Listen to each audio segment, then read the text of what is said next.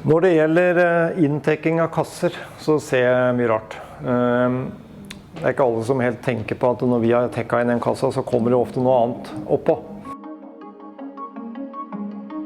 Noen kan finne på å brette folien på toppen og legge den ned sånn. Det er ikke noe katastrofe det, egentlig, men det kan hende det skaper en konflikt for den ramma som skal ligge oppå her etterpå. Jeg har også sett den varianten her, at vi gjør sånn. Så synes jeg det ser litt sånn håret ut, så jeg liker ikke den løsningen. Min løsning på dette er å gjøre det på den måten her, for da ser vi at det bygger ingenting ekstra, og det ser veldig mye bedre ut. Og det betyr at hvis vi bare skjærer dette riktig, så er ikke dette så vanskelig. Jeg kan vise dere det, hvordan jeg ville ha skjært denne. Og da er det bare også på en måte gjøre sånn. Det er helt greit at den står opp der. Da tar jeg bare kniven, og så kutter jeg her sånn. Sånn forsiktig, så vi har litt kontroll. Og så kan vi også prøve oss fram, for å se om liksom det blir litt for mye. Og da ser jeg at jeg vil lage et lite kutt opp her. Det kan vi til og med bruke saksa på. Sånn at når jeg legger den ned sånn, så ser vi at den avslutningen her oppe, den blir tett nok i massevis, og det ser veldig mye bedre ut. Og så kan vi i tillegg ta den saksa, så kan vi klippe bort noe av dette, for det har vi ikke bruk for. Og så bare runder vi litt sånn forsiktig på hjørnet der.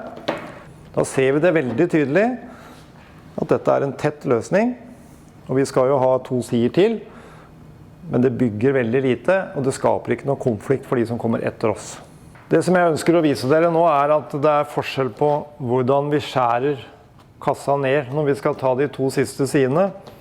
Jeg har prøvd å vise det på en god måte. Her ser vi at det her er skjært helt på hjørnet på kassa. Det er det mange av dere som gjør. Og det skaper en konflikt, eller dere gjør det veldig vanskelig for dere selv. Jeg er opptatt av at vi skal gjøre det så enkelt som mulig, men her ser vi at her får vi problemer når vi skal rulle, for at rulla vil hele tiden gleppe over kanten.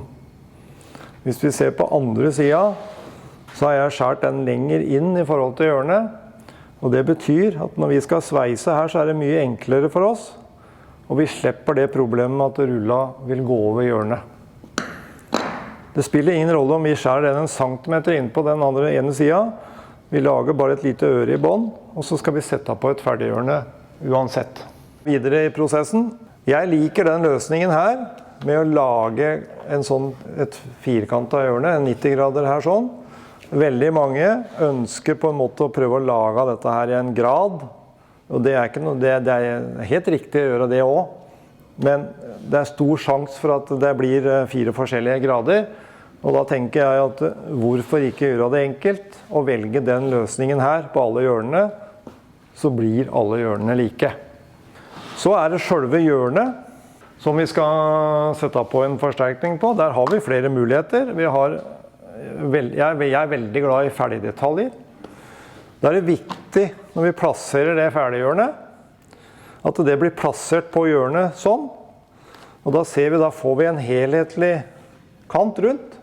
Det ser veldig delikat ut, og det sender veldig gode signaler til byggherren.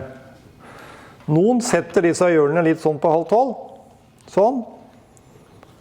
Da er vi med en gang, sender vi et signal om at dette gikk litt fort. Så tenk litt på det før vi begynner å plassere det hjørnet. Sett det midt på kassa, og tenk hvordan ser det ut når jeg er ferdig. Når vi har sveiset på taket og skal begynne på en detalj, så må vi alltid huske på å skru ned temperaturen litt. Temperaturen på langsveis er som regel mye høyere enn den blir på selve hjørnet. Og start alltid, som jeg sier, med det som er vanskelig.